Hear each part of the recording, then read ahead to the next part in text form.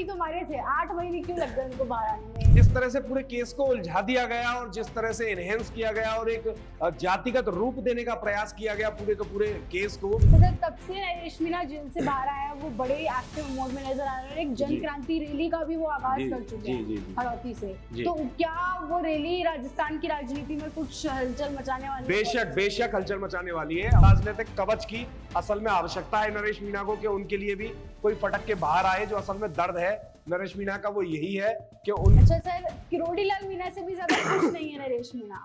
और इस पूरी परिस्थिति को देखकर एक बड़ा सवाल ये खड़ा होता है कि आने वाले समय में मीणा समाज का सबसे बड़ा नेता कौन होगा, किरोड़ी लाल मीणा या फिर नरेश मीणा? जब तक वो है उनके सर पे ही रहेगा वो। अच्छा सर, हनुमान बेनीवाल का भी कोई खुल के समर्थन नहीं कर रहे हैं नरेश मीणा, हालांकि हनुमान बेनीवाल उनके समर्थन में बोल रहे थे तब वो जेल में थे। जब हनुमान बेनीवाल ने खुलकर उस एसडीएम का विरोध किया, उसके अन्य क्रियाकलाप बाहर लाए, तो समाज के अंदर थोड़ी हिसाब से नरेश मीणा जब से जेल से बाहर आया है, मुख्यमंत्री भजनलाल शर्मा की तारीफें कर रहे हैं, विपक्ष पे हमलावर हो रहे हैं। कौन सी पार्टी में वो शामिल हो सकते हैं, आपको क्या लगता है? नमस्कार, मैं मोनालिका बेड़तवाल, आप देख रहे हैं राजस्थान वन। और इन दिनों राजस्थान की राजनीति में एक नाम बहुत ज्यादा कहें बहुचर्चित हो गया है और वो है नरेश मीणा। जब से नरेश मीणा जेल से बाहर आया जमानत पर, तब से राजस्थान की राजनीति में भूचाल सा आ गया यूं कह लीजिए। और तब से नरेश मीणा जेल से बाहर आया, तब से वो भजनलाल की, मुख्यमंत्री भजनलाल की बड़ी तारीफें कर रहे हैं। तो इन्हीं कुछ तमाम चीजों पे, तमाम सवालों पर आज हम चर्चा करेंगे। और चर्चा के लिए हमारे साथ स्टूडियो में मौजूद हैं वरिष्ठ पत्रकार नीरज शर्मा जी। बहुत बहुत धन्यवाद मैडम जी। हाँ बिल्कुल, आप सही कह रही हैं। जब से नरेश मीणा जेल से बाहर आए हैं, लगातार मुख्यमंत्री भजनलाल शर्मा की तारीफ कर रहे हैं। और अगर आप देखें तो भाजपा पर कुछ हमलावर हैं और भाजपा के कुछ अन्य लोगों पर हमलावर है। और एक विशेष उनका कोई फेवरेट विधायक है जिसका नाम वो नहीं बताए कि समय आने पर मैं उनकी मदद करूंगा। उनका कोई फेवरेट विधायक है, उसने उनकी भारी मदद की बताई है, जैसा वो बता रहे हैं। मुख्यमंत्री भजनलाल शर्मा से उनके पिता मिले थे जब वो जेल में बंद थे, उनसे उन्होंने निवेदन किया था मदद करने का, वो हर संभव प्रयास करने का उनको वादा दिए थे। और जैसा मीडिया में चल रहा है, कहे थे कि भगवान की कसम में उनकी पूरी मदद करूंगा। सो उन्होंने की भी, जैसा नरेश मीणा जेल से बाहर आकर बता रहे हैं, उसकी वजह से उनको काफी मदद मिली और उनकी जमानत जल्दी से जल्दी हो गई। अब इसके पीछे क्या राजनीतिक स्ट्रेटेजी उनकी हो सकती है, तो वो तो अगर आप ट्रैक रिकॉर्ड, पुराने इतिहास और इन पॉलिटिशियंस के मूवमेंट के हिसाब से अगर आप माप तोल कर देखेंगे तो आप पाएंगे कि आज सत्ता के पक्ष में झुकाव अक्सर कर उस व्यक्ति का देखेंगे आप जो राजनीति में जुड़ा हुआ है और या राजनीति से नहीं भी जुड़ा हुआ है, मुसीबतों से घिरा हुआ है। तो नरेश मीणा आज की डेट में व्यक्तिगत रूप से मुसीबतों से घिरे हुए हैं, तो सत्ता की तरफ उनका झुकाव दिखना लाजमी है। साथ ही साथ में मुख्यमंत्री भजनलाल शर्मा ने जिस प्रकार का जेस्चर उनके लिए दिखाया है, सरकार ने जैसा जेस्चर दिखाया है, सरकारी वकीलों ने जिस प्रकार से उनकी कहिए एक तरह से दबे स्वरों में जिस भी प्रकार से मदद की उस पूरे केस के अंदर, जिसकी वजह से उनको जमानत मिल पाई, तो उसका भी एक अपना रोल है बेशक उनके झुकाव में। तो ये सब है। अब सत्ता के इर्द गिर्द तो बेशक रहना ही पड़ता है सबको। अच्छा सर, नरेश मीणा एक थप्पड़ ही तो मारे थे, 8 महीने क्यों लग गए उनको बाहर आने में? देखिए, एक तो थप्पड़ वो किसको मारे थे, ये एक बड़ा सवाल है। किन सिचुएशंस में मारे थे, वो खुद स्वयं कौन थे वहां पर? वो एक राजनीतिक उम्मीदवार थे और एक एसडीएम जो वहां पर पोलिंग मजिस्ट्रेट भी होता है, जो सारे पोल्स, बूथ पोल्स का अधिकारी भी या सिरमौर भी होता है, उसको वो थप्पड़ मारे थे। लेकिन जिस तरह से पूरे केस को उलझा दिया गया और जिस तरह से एनहेंस किया गया और एक जातिगत रूप देने का प्रयास किया गया पूरे के पूरे केस को। अब जहां तक असल में केस क्या था कि एक प्रत्याशी ने जिसके अनुसार वहां पोल पर सही तरीके से एसडीएम काम नहीं कर रहा था, उसके साथ बेईमानी कर रहा था, अपने पद का दुरुपयोग कर रहा था, उसने वहां पर उसके ऊपर थप्पड़ मार दिया, वायलेंस कर दिया, जिसको नरेश मीणा खुद जेल से बाहर आकर अपने इंटरव्यू में कई बार कह चुके हैं कि हाँ, जो हुआ उसका मुझे अफसोस था, इस तरह से मुझे रिएक्ट नहीं करना चाहिए था और मुझे वहां रिएक्ट करने का कोई और तरीका भी हो सकता था, विरोध करने का और तरीका भी हो सकता था, जिस पर वो खुद दुखी है जो हुआ वहां पर उसको लेकर। लेकिन अब वो क्या 8 महीने जेल के अंदर रहने लायक ऑफेंस था? वो चुनाव हार गए, उसके बाद जो पूरा राजनीतिक षड्यंत्र रचा गया, उनके करीबी लोगों के साथ में जो राजनीतिक द्वेष निकाला गया, हाँ, वो एक चर्चा का विषय है, जांच का विषय है और वो उनके साथ में बेशक नहीं होना चाहिए था। अच्छा सर, तब से नरेश मीणा जेल से बाहर आया, वो बड़े एक्टिव मोड में नजर आ रहे हैं। एक जन क्रांति रैली का भी वो आगाज कर चुके हैं हड़ौती से। तो क्या वो रैली राजस्थान की राजनीति में कुछ हलचल मचाने वाली है? बेशक हलचल मचाने वाली है। और वो जितना एक्टिव हुए हैं जेल से बाहर आकर, उनको और कहीं ज्यादा एक्टिव होने की आवश्यकता है। वो जो उथल पुथल वो अपने बाहर रहते हुए छोड़ गए थे, जेल में उनके जाने के बाद जो उथल पुथल हुई, समझौता कांड कह लीजिए, पूरा घटनाक्रम जो उनके उस पूरे कार्यक्रम के बाद में हुआ, वो माहौल, वो मोमेंटम अगर उनको बनाए रखना है तो बेशक उनको सुपर हाइपर एक्टिव होना पड़ेगा। जो रैली वो निकाल रहे हैं निश्चित तौर पर ये राजस्थान की राजनीति को प्रभावित करेगी। अब कितना करेगी वो तो रैली के बाद में, रैली के दिन ही पता चलेगा, बट हाँ बेशक फर्क तो पड़ेगा। जी सर, जब से नरेश मीणा जेल से बाहर आए वो लगातार विपक्ष पे बड़े हमलावर हो रहे हैं। कांग्रेस में प्रमोद जन भाई के लिए तो वो ये भी कह रहे हैं कि उनकी राजनीति खत्म कर दूंगा। डोटासरा के लिए भी काफी कुछ वो देखिए, राजनीति कोई किसी की क्या खत्म करेगा, एक दिन में ना तो राजनीति चमकती है, ना ये यूं ही किसी के कर देने से खत्म होती है। बट हाँ, जिस तरह के आरोप वो लगातार जेल से बाहर आने के बाद प्रमोद जैन भाई के ऊपर लगा रहे हैं कि वो काफी उनके खिलाफ काम किए, उनके लोगों के खिलाफ काम किए, एक षड्यंत्र उनके खिलाफ रचा गया जिसके सूत्रधार पूरे प्रमोद जैन भाया थे।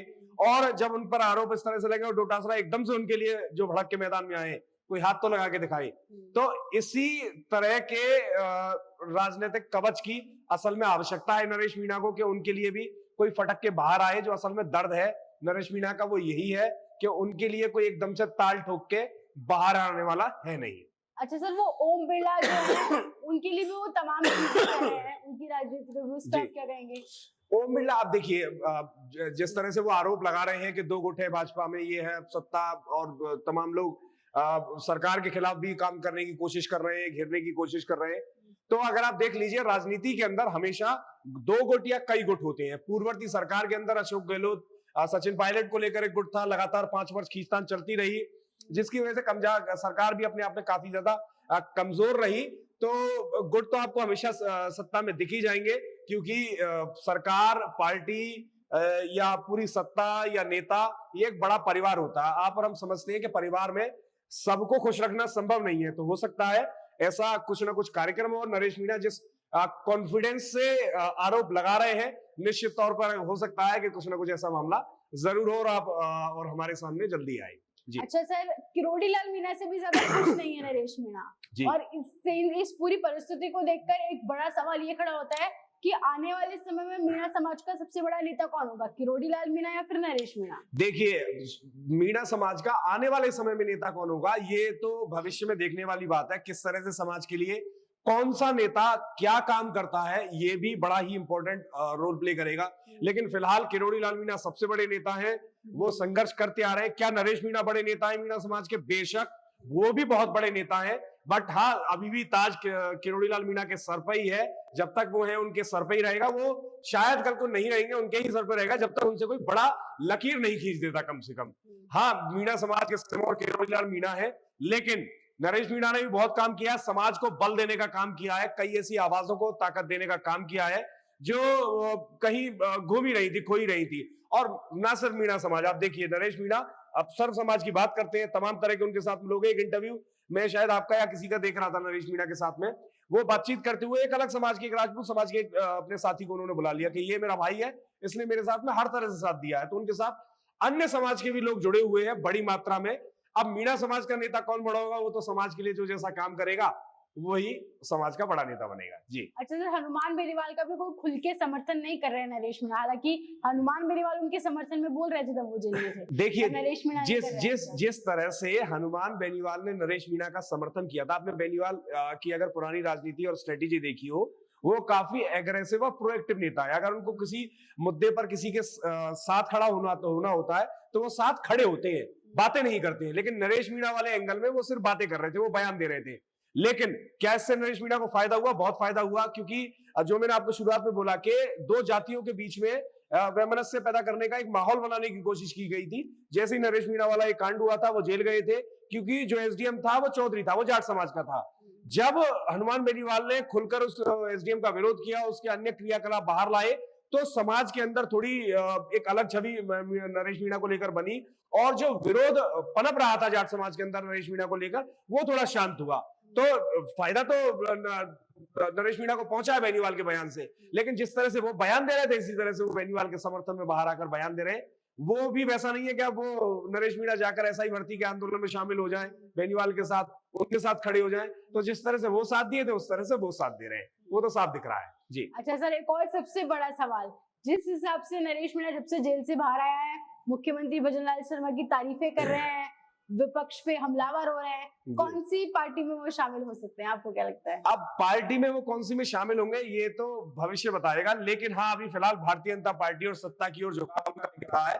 हर व्यक्ति यही चाहता है कि सत्ता से वो जुड़े। अब आप पुराना उठाकर देख लीजिए, अब चुनाव के दौरान अगर कोई व्यक्ति जो सबसे ज्यादा वायरल था एकदम से, जिसका आप कहिए इंटरनेट और तमाम जगह पर बड़ा नाम पॉपुलराइज हुआ, रविंद्र सिंह भाटी भाजपा में थे, टिकट मांग रहे थे, टिकट नहीं मिला, निर्दलीय लड़ गए, जीत कर आ गए। आज भी सत्ता के इर्द गिर्द है, कोशिश कर रहे हैं किसी तरह भाजपा में आ जाएं। तो सत्ता के इर्द गिर्द तो आपको रहना पड़ेगा, क्योंकि पावर आपको सत्ता देती है, सरकार देती है। आप निर्दलीय या अपने स्तर पर विधायक भी बन के आ जाए तो आपको सत्ता का या ताकत का वो एहसास नहीं मिलता जब तक आप सरकार के साथ में नहीं है, जो रूलिंग पार्टी है उसके साथ में नहीं है। तो प्राथमिकता तो बेशक मेरी समझ में तो उनकी भाजपा ही रहेगी। अगर अन्य किसी पार्टी से अगर वो जुड़ते हैं, वहां अगर वो भविष्य तलाशते हैं, तो मेरी समझ में आज के समय में आरएलपी सबसे बेस्ट ऑप्शन है उनके लिए, क्योंकि समझिए कि आरएलपी का मोमेंटम है और वो जो सुप्रीमो हनुमान बेनीवाल वो बड़ा ताल ठोक कर कहते हैं कि युवाओं को, तमाम समाज के नेताओं को वो आगे बढ़ाना चाहते हैं, बढ़ाते हैं, मौका देते हैं। तो फिर नरेश मीणा जैसे किसी कद्दावर नेता को मौका दे, फिर तो पता चले, फिर तो समझ में आए। अपने इर्द गिर्द आरएलपी घुमाते रहेंगे तो नेताजी पार्टी तो बड़ी बनेगी नहीं, आप ही बड़े बनते रहेंगे। जी बहुत शुक्रिया सर आपके तमाम विचारों का। ये कुछ राय थी नरेश मीणा की इस वर्तमान राजनीतिक दौर को लेकर। आप क्या कुछ राय रखते हैं हमसे कमेंट सेक्शन में जरूर साझा करें और ऐसे बने रहे राजस्थान उनके साथ।